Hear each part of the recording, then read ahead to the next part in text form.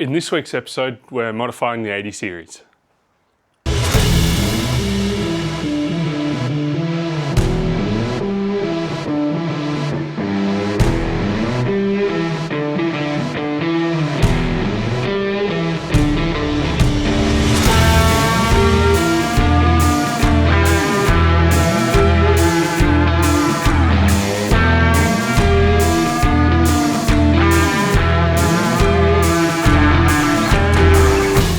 So a bit of an exciting episode this week.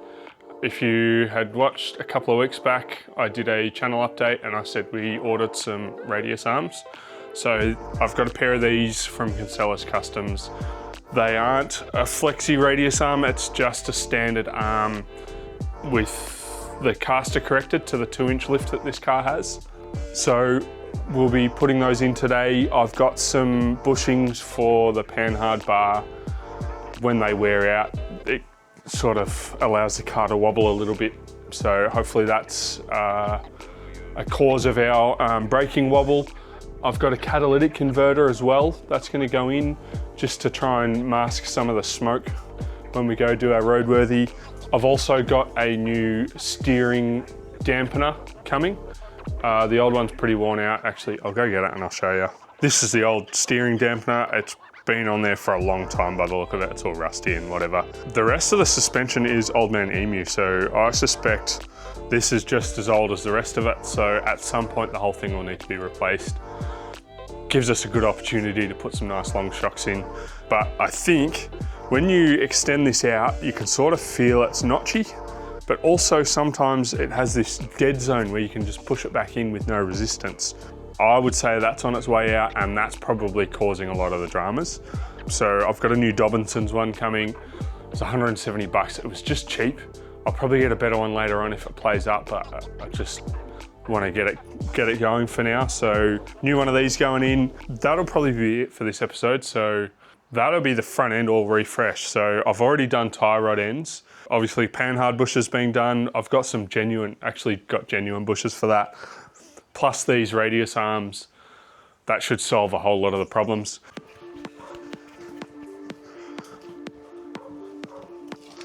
So first off, I'm just going to be pulling this other wheel off. The other one's been off for a little while, but yeah, I'm going to pull this one off. Just going to allow us to get in under the car a little bit better.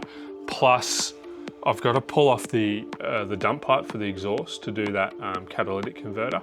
So just having this space open is going to make the job a whole lot easier.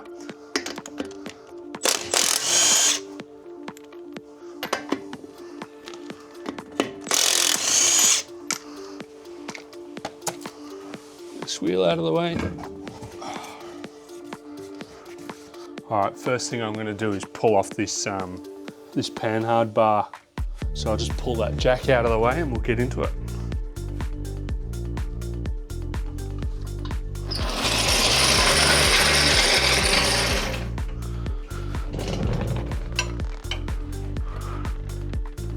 I don't think I'm going to undo that by hand.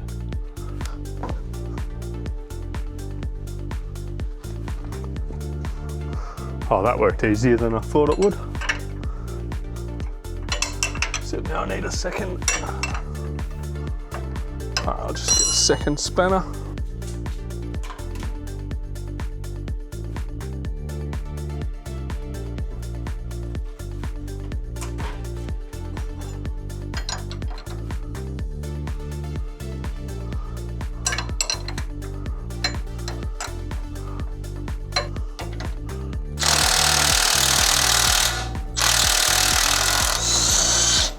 Whoa,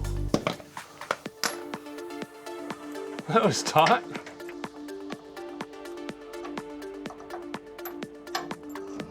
Got it.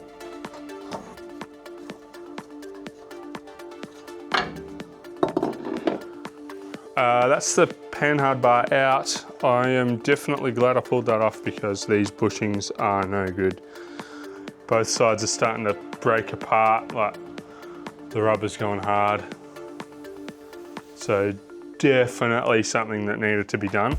For those following at home, you definitely need an impact gun for that. I mean, some might not be as tight as that, but The torque specs for these are 170 Newton meters, which is a lot, 171 or something like that for these bolts. That one on the axle side, that was probably a bit more than 170 Newton meters. That was very tight. Also probably been through some water or whatnot. So yeah, that impact gun has sort of paid itself off. I've been using it now for 3-4 months, something like that. And it's been handy, but it hasn't been something that's solved any major problems until then. So none of the bolts on this car have been that tight, really. Surprisingly, I've pulled a radius arm off before, and it was tight, but it wasn't impact gun tight. So yeah, definitely pays to have an impact gun sometimes. But anyway, that's the panhard bar off. I will start trying to press these bushings out. I do have somewhat of a plan, but see how I go. I might just press one out off camera, and then if it works, I will film it. If not, then you'll come back and see me pushing new bushings in because I've done a dodgy. So it turns out my press isn't strong enough to press these bushes out. That's okay, there's always another way to do things. So what I did was I drilled out all the rubber, as much of it as I could, between the two steel components of the bush. And then I whacked the arm in the press, pushed out the center sleeve, so we now don't have to deal with that. And then I've just got a hacksaw and cut two, not a hacksaw, a jigsaw. You can use a demolition saw or whatever. Jigsaw worked for me, so that's what I had. So I just cut a couple of slots into it. This one I managed to cut all the way through without leaving too much of a mark on the arm, so that should be all right. I'll try and be a bit more careful next time, but yeah, anyway, you cut a couple of slots in it, it's able to flex, and you can just punch it out with a chisel. So that's what I'll do for the other side. I won't film it, it's pretty messy, but you get the idea. We'll come back once the arm's ready to, I'll clean it up and have it ready to press the new bushings in. Hopefully we can press new bushings in with our press. This would be fun if we can't, but otherwise we might just have to take it to a local mechanic or whatever, pay someone to do it. But I'm hoping with a bit of a clean up and some grease, maybe I can whack the, that's what I'll do. I'll put the bushes in the freezer and that'll squash the steel down this ring, and hopefully we'll be able to just press them in just fine. So that's the two old bushings out. Just be careful if you do it that way. You're gonna leave marks on the inside face here. So both sides I've sort of gouged a little bit. So I've just gone back through with a bit of sandpaper and cleaned it up. It's not perfect, but for this application, it'll be fine.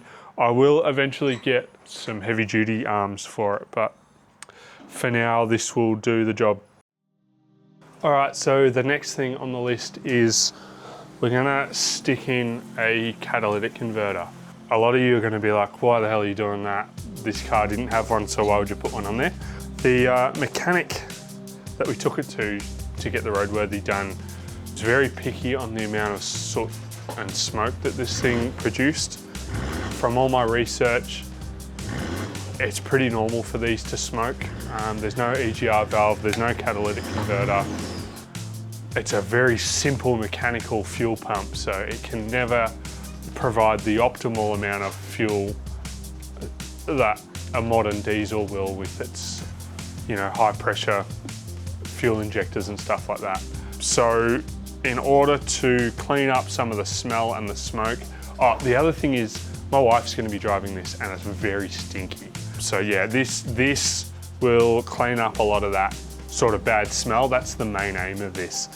Now, the exhaust that's in the car came with the car. It's not fantastic. This is the dump pipe that's in it.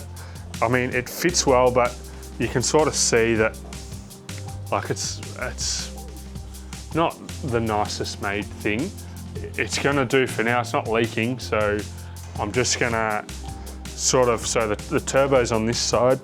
I'd like to fit the catalytic converter here, but in order to make this as simple as possible, I'm gonna leave this flex joint in and I'm gonna put the catalytic converter here. Again, this is just a stopgap. This is just to make it pass roadworthy.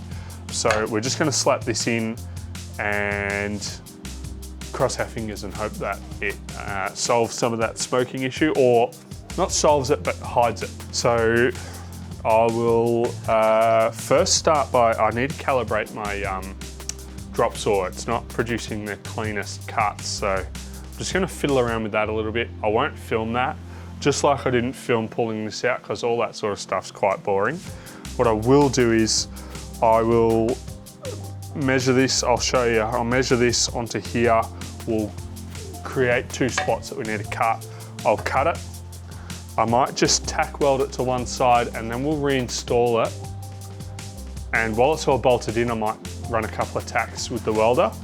That might be a bit tricky to film because it's underneath the car, but once it's all tacked in, then I'll be able to pull it back out and we'll be able to zip it up so it doesn't leak and put it back in. I might also just quickly clean this and just put a bit of paint on it when we're done, but I'll get to that afterwards. Now I've got my saw calibrated.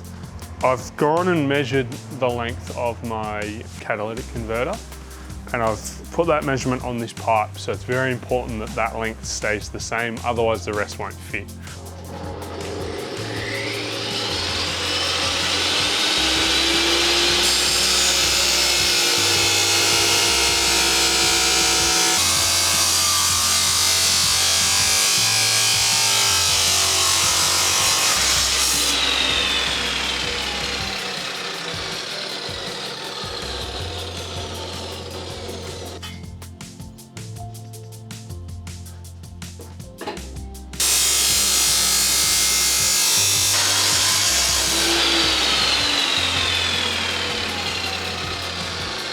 All right, so we've cut that piece off.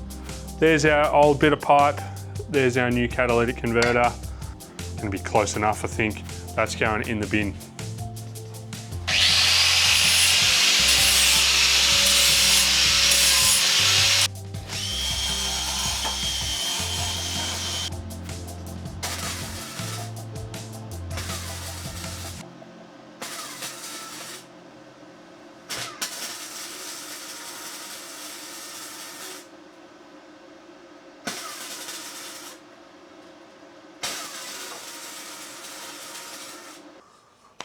All right, catalytic converter welded in.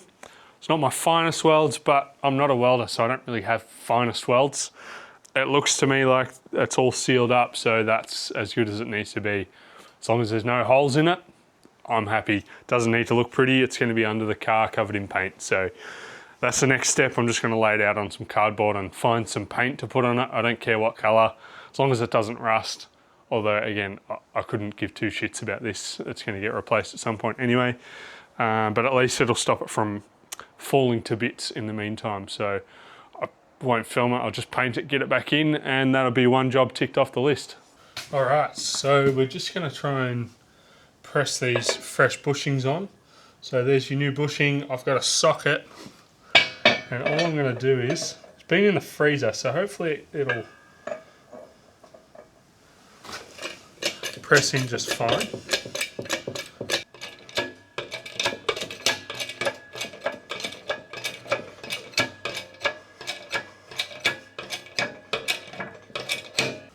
Oh, I think that's just fucking bushing. Yep, I've just destroyed the bushing. Nothing like destroying $30 parts. All right, so I've just destroyed one of the bushes trying to get it in with the press I've got. I don't think the press is up to the right. It's not the right press for that job, so that's to be expected. I think plan B might be to scrap the idea of using genuine bushes, and I might get those sort of press fit ones that you can get from, you know, White Line or wherever. Get some aftermarket ones. It's the same sort of bushing they use for these. So this is our new Dobinson's steering dampener that's just arrived today. And this uses little just press in ones from each side. They're a bit floppier, this sort of thing, but the ones that you get for the panhard bar, actually, they are nice. So you grease them up and you press them in with the vise. So I think that's what I might do instead. It may not be as nice, but it's definitely going to be better than nothing. I'll leave it that way until I can get some adjustable panhard bars. I think I will do that. Even with just 2-inch lift, the axle is sitting to one side, so that will be something that happens later on. Wasn't picked up in the roadworthy, so I'm going to leave the standard panhards in there for now, and we'll sort that out later. So I'll go and order some press-in type ones rather than the push-in rather than the press-in. So next, I've got some wheels back on the car. So I'm going to start pulling out radius arms so we can replace them. So wheels on the car on the ground. The spring holds the axle in position, the spring and the shock. You obviously don't want to do both. You want to do them one at a time. So I'll pull one out, we'll put the other one in, or we'll put it in and we'll pull the other one out, put that one in. So maybe I'll practice on this side and then I'll film that side. So. All right, so it's been a few days since I left off this job. I sort of got to a point where the driver's side radius arm, I've got it in there. I've put a couple of the bolts in. I need to start on the non-drive side just to allow for me to rotate the whole diff around to get the last bolt in. So I've got 2 of the 3 on this side in. So I'll move on to the non-drive side, put that stuff in, and then I should be able to rotate the whole diff and get the last set of bolts in. The other thing I've done, I've sort of changed tactics with the panhard bar. So the genuine bushes I got, they're probably fine. My press probably isn't good enough to press them in, and B, the method that I've seen them be pressed in probably isn't good enough to keep them going in straight. When I was working as a bike mechanic, when we were pressing bearings in, I suppose, and bushes as well, we would, rather than have a tool that would just press the face, you'd also have a rod going through the bearing or the bushing to center it. And I just don't have a lathe to make stuff like that. So, I mean, I could just go and buy a press kit, but even then, they're just flat surfaces. So as you're pressing the bushing down, it's gonna wander a little bit, especially with the way these shop presses work. So I've just changed tactics. So I've ordered these bushings from Terrain Tamer. Instead of it being a steel casing with rubber inside that I have to then press in with the shop press, we're gonna get rid of those. I've ordered instead these poly bushes from Terrain Tamer. They're synthetic elastometer bushing kit. It was a little bit cheaper, but there's 2 sides, so they press in from either side with your rubber pieces, and then there's a central sleeve that goes in there. And they've supplied some grease and stuff to fit them. So apparently you can fit these with the bench vise. So I'm gonna do that. I don't know, we'll see. I'll figure out the best way to fit those, but these look to me like they're gonna be a whole lot easier to fit. They're a bit cheaper, it's probably not gonna be as good, but as I've said previously in this video, I will get some adjustable panhard bars anyway, just because it is noticeable that the axle is sitting to one side. So this will do the job just for now. I'm sure they'll flog out pretty quick, but just to pass the roadworthy, they'll be in. And it will give me a test to whether it's bushings in the front end or the kingpin bearings or the brakes. So anyway, we'll get into it. I'll start fitting. Actually, I'll fit these, so I've got this fitted all together, then I'll fit the other radius arm. And then to finish off, we'll fit our steering dampener. I've got new fitting kit for it, so I'll rip the old one off. All right, so I've just pressed these bushings in. They're just a press fit. I was able to push it in most of the way, and then I just used a bit of timber and a hammer just to press them home. That'll be good enough for now. It's important to note to not grease in between the steel and the rubber. So I'm just going to put some grease on this as I press it in, and I'll just whack a little bit around the insides.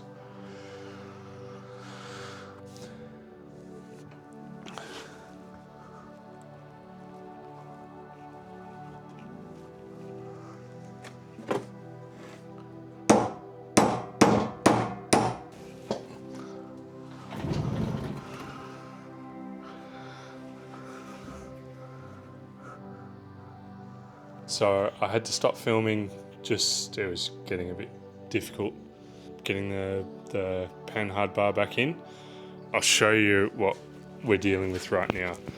So basically, because I started on the radius arms, it's allowed the body to shift in relation to the front axle.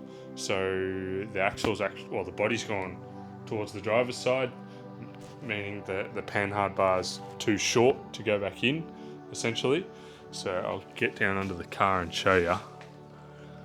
So I've got a nice big 2.5 ton load rated ratchet strap, and basically I'm pulling the body from the driver's side and levering it off the front axle just to pull them closer together relatively. So we're aiming to get this bolt hole in here lined up, so I'm almost there. It's very dodgy, I do not recommend, but if you are stuck, a good load rated ratchet strap like this one will get you out of trouble. There's not a whole lot of places to anchor it on the diff side, so mine just happens to be able to be wedged in there really nicely. It hasn't moved. I probably wouldn't put my face near it, but it's good enough to do this job. All right, now that the panhard bar's in, sorry I didn't film much. It was one of those things that was just too difficult to get the camera in under the car. Probably this whole episode is one of those things that's too difficult to get the camera under the car. I don't have a hoist, so I'm pretty much just doing this all on the ground, which you can do. I'd probably even recommend doing this job on the ground. Save you mucking around with where the diff sits and stuff like that. So you're just going to get dirty. That's the whole fun of it, really. So now that I've got that panhard bar in, I haven't tightened it up. I've just stuck it in there and put the bolts in and nipped them up. I'm going to, right at the end, go through everything and tighten it up. So now that that's in, I'm just going to quickly whack in that steering dampener just for a bit of, instant satisfaction of completing something. And then I'll tackle the radius or the other radius arm next. Because I've already done these tie rod ends, I've done pretty much all 4. These studs that are on here, I actually checked them over when I did the tie rod ends. I'm pretty happy to just leave them on there and just reuse them. So the fitting kit that came with this steering dampener, I'm just going to stick in a box somewhere and save it for a rainy day in case I need spares, because these 2 studs, even this one here, is all fine. So I'm just going to grease these bushes up and fit it and get it on there and call it a day. That'll do.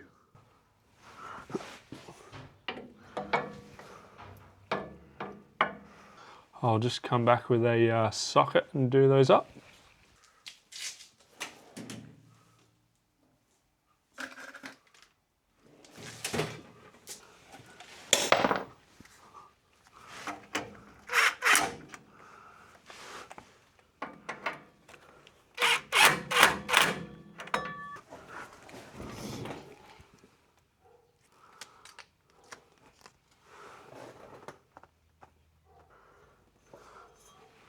That'll do. Good enough for me.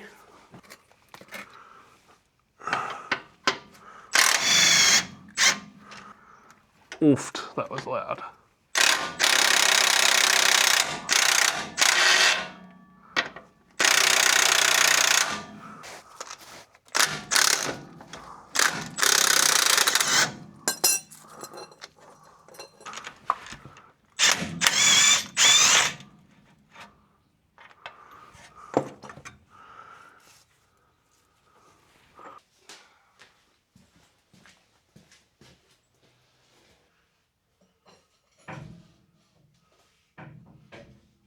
So that's the back side, so the body side of the radius arm in. Basically, you just pull the old one out, position the new one in place. I've used a bit of timber to stop it from scratching, but I'm going to wheel this car, so I don't give a fuck if it scratches. It's just to make it look nice for the next 5 minutes. So you swing it in from the back side and get the first bolt in, and then you come around to the front and you lift it up and get the front bolt in, And then basically, I think you need to rotate in my case, I need to rotate the whole axle backwards to get the middle bolt in. So I'll get the first or the second bolt in, and then I might just fiddle around off camera. But what I've been doing to get the front bolt in, because this is actually a longer arm by about 10 mil, pretty much I've got a couple of chocks of timber under the wheels. You can see on camera here. Basically, the way I want the axle to move, I just pull the timber out and just grab the tire, because I've fitted the part-time kit. I just grab the tire and yank it forward or backwards, and that rotates the diff. I just thought I'd interrupt the video and just say I almost forgot to record the most important part of this video. So the whole reason why I'm recording this stuff is to try and find better ways to do things and I guess show you a different perspective. I did a whole bunch of research before I started doing these radius arms. Probably the hardest thing is because you're changing the angle that the diff sits on. You've got 3 bolts, 2 of them line up just fine because it's A and a B, and your C, so your middle bolt, usually you do the end ones first. The middle one never lines up when you do this because you're changing where the front diff sits in relation to the rest of the car. Usually, well, what I read was the easiest way to do it was to obviously put your car in neutral, or in this case, this has a part-time kit fitted, so my front axle is free. I wouldn't recommend getting under a car that is free to roll around. That is bad news. So this is, the handbrake's on, it's in gear, so the rear wheels aren't moving, but the front ones are free to move. So basically, once I got the 2 bolts in, I'll film some under the car to just show you what I mean. So you get your rear ones in first, so your chassis bolt in first, that's the easiest because your radius arm's sitting on the ground and you just lift it up, pop the bolt in, do it up. You don't tighten it, just nip it up so it's not gonna fall out. And then you get under the front, and it really helps to have a jack. So I use the jack to basically lift the radius arm because it's a big heavy thing. You can do it without it, but it's just easier to do it with the jack. So basically I get the jack under there, put the jack under the radius arm, and then use the jack to lift the arm up. And you will have to do a bit of tweaking to get the front part of the radius arm in. It's just got to fit through a snug gap basically. So you push the radius arm up, get the front bolt in, and then what you find is usually the rear bolt, the diff has rotated, well, in relation to the radius arm, the diff is rotated further forward. So you want to rotate the diff backwards. The internet says to put a couple of chocks under the tyres and lever the tyre forwards. I had a crack at this. It's quite difficult to do on your own. What does work is, because you want to rotate the diff backwards, underneath where the panhard bar attaches to the axle, you can get your jack under the mounting for the panhard bar. Because everything's loose, it's going to roll quite easily. So I just got the jack under there, lifted the jack up until the diff was rotated enough to get the bolt in. So that allowed for the non-drive side to go in very easily. The bolt fell in once I had it in the right spot. And then what I found I needed to do for the drive side was, it felt like the diff had rotated too far. So what I had to do was, I had to get underneath the radius arm with the jack under the middle bolt and just lift it up ever so slightly just to align the hole. Once that was done, the bolts all fell in. It was seriously, the whole process, if you've done it before, it'll take you 10, 15 minutes to remove the radius arms and fit new ones. It's such a simple job. It seems very daunting, but it's not. You just think of safety and whatnot. In terms of safety, I don't think you really need to do it, but I've got some jack stands under the chassis rails just behind the radius arms. Again, because the weight of the car is resting on the springs, which are sitting on the diff's being located by, you're obviously doing one radius arm at a time. So the diff's being located by the other radius arm, and it's being located by the panhard bar. So I started this with the panhard bar off. I recommend doing it with the panhard bar on. It just makes lining it up so much easier. You don't have to muck around with ratchet straps or whatever, but it's just something I did. But the diff isn't going anywhere.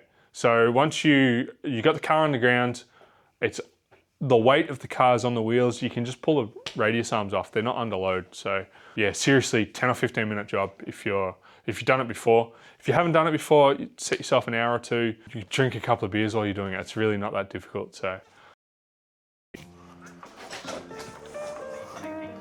All right, I'm a mess. My shed's a mess. I've got a big clean up to do. I've still got to tighten the bolts, but that's the boring bit, so I won't film that. You don't need to see me tighten bolts.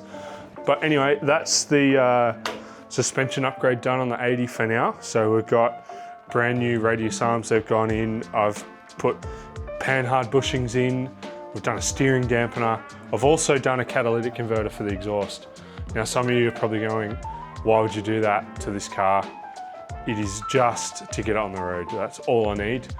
It will get a new exhaust at some point. So the exhaust that's in there is rubbish. It is a 3-inch, sort of, I guess, but it looks like a home job. So my welds look like just about the same as the rest of the welds.